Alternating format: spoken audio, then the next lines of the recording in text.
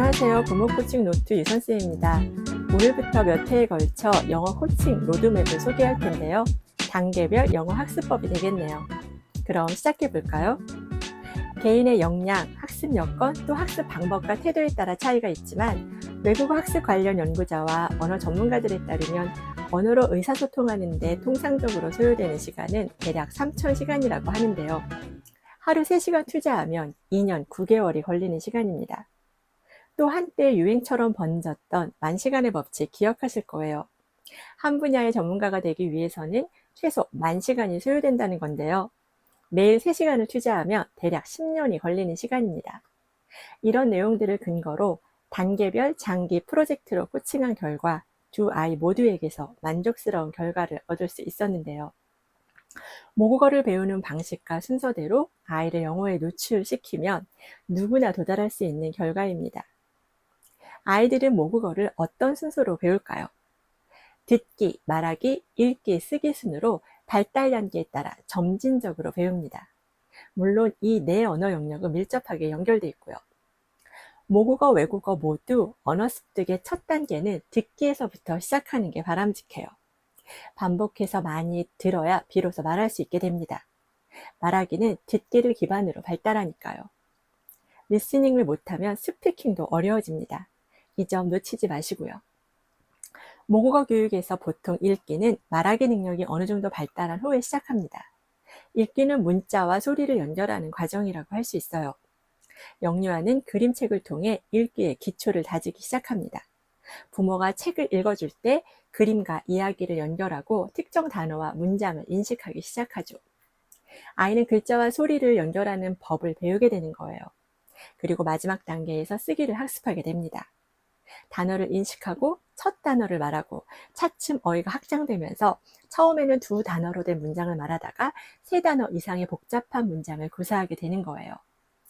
읽기와 쓰기 단계에선 복잡한 문법을 이해하게 되고 언어의 정교화가 이루어지죠. 전 홈코칭 영어를 진행할 때 아이가 모국어를 배우는 방식을 그대로 적용했습니다. 먼저 유아기부터 보겠습니다. 유아기는 그야말로 영어에 발을 담그는 시기인데요. 모국어가 아닌 다른 언어를 처음 접하게 되는 거예요. 다른 언어에 호기심이 생기고 흥미가 이렇게 유지되도록 환경과 활동을 계획하셔야 합니다. 좀 더 세분해서 3세부터 5세까지의 영어 학습법을 먼저 말씀드리면 적절한 언어 노출 환경을 영어 노출 환경을 만들어야 하는데요. 좀 전에 언어 학습은 듣기에서 출발한다고 말씀드렸잖아요. 영어의 소리와 억양에 노출시켜서 호기심을 유발합니다. 영어 노래나 챈트로 시작하면 좋겠죠. 아이가 놀 때 영어 노래나 간단한 스토리를 읽어주는 영어 음원을 틀어놓으세요. 리듬과 멜로디가 결합한 노래는 단어와 표현을 기억하는 데 도움이 많이 됩니다. 또 아주 쉬운 스토리북이나 영어 그림책을 부모님과 함께 보는 거죠. 이때 마더구스 같이 챈트, 음률이 느껴지는 그림책을 고르면 좋은데요.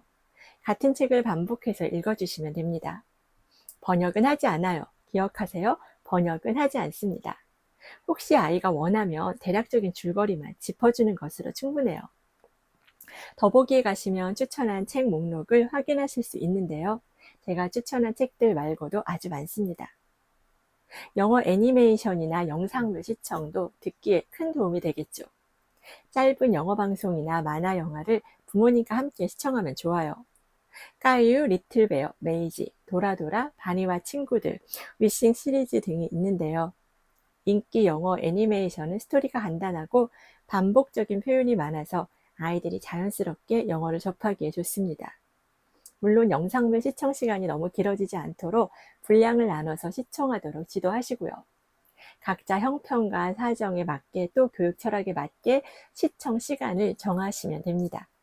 중요한 건 이때 한글책 읽기를 반드시 병행하셔야 한다는 거예요.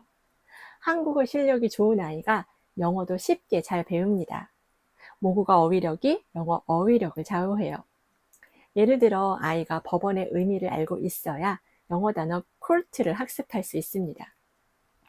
3세에서 5세 아이들은 영어를 놀이로 접해야지 학습이 되어서는 안 된다는 거 꼭 기억하시고요.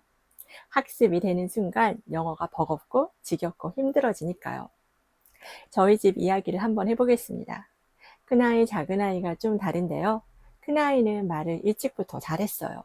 언어 능력이 또래보다 많이 앞서 있어서 좀 일찍 영어 환경에 노출시켰습니다. 노출 시기는 아이의 발달 정도에 따라 선택적으로 적용하시면 되고요. 아이가 돌이 지나고부터 조금씩 영어 음원에 노출시켰는데요. 영어 노래나 브라운 베어, 브라운 베어, What do you see 같은 책의 음원을 듣게 해줬어요. 영상물로 제가 제일 먼저 선택한 것은 위싱 시리즈였는데요.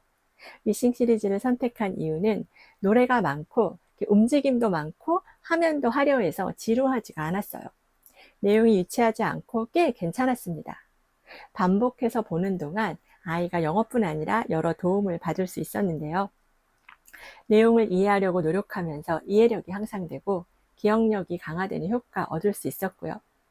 아이가 등장인물들의 표정, 행동, 목소리 변화를 살피면서 감정을 이해하게 됐고 인물들의 행동과 벌어지는 사건을 관찰하면서 사회적 규칙이나 적절한 행동에 대한 이해를 갖게 되었습니다.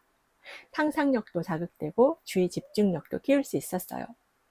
주의하실 점은 적절한 시청 시간을 지키고 부모와 함께 시청하는 겁니다. 작은 아이는 어쩌다 보니 오빠 옆에서 덩달아 일찍 영어 환경에 노출될 수밖에 없었는데요. 그러나 두 아이 모두 평소 저와 모국어로 충분한 소통을 한 상태였기 때문에 이중 언어에 노출된 유아가 겪는 문제점을 겪진 않았습니다. 언어적 혼란이라든가 어휘 발달이나 말하기 지연을 겪지는 않았어요. 아이마다 다를 수 있으니 부모님의 세심한 관찰과 주의가 필요합니다. 큰아이가 두 돌이 지나면서는 브라운 베어, What do you see 정도의 영어책은 줄줄 외웠어요. 노랫말처럼요. 길에서 만난 사람들이 미국에서 왔냐고 묻곤 했습니다. 비슷한 시기였던 것 같은데요. 아이가 디즈니에서 제작한 피터팬을 시청할 때 옆에서 제가 빨래를 개다가 문득 궁금해지는 거예요. 대체 이 아이는 얼마만큼 알아듣고 있는 걸까? 그래서 물었죠. 지금 후크 선장이 뭐라는 거야? 하고 물으니까 Pick up Tinkerbell이라고 답하더라고요. 그 장면이 이렇게 후크 선장이 팅커벨을 잡아오라고 누군가한테 말하는 그런 장면이었는데요.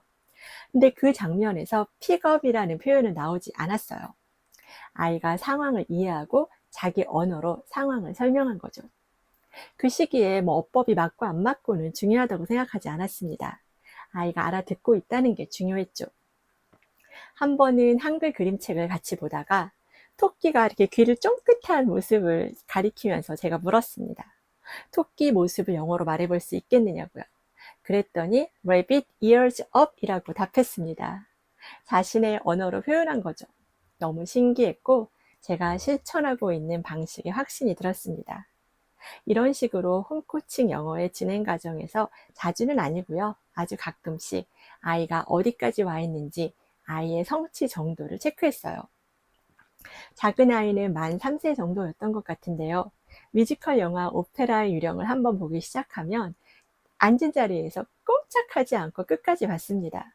러닝타임이 2시간 23분으로 꽤 길었는데도요. 그러더니 결국 전곡을 거의 다 외워버리더라고요.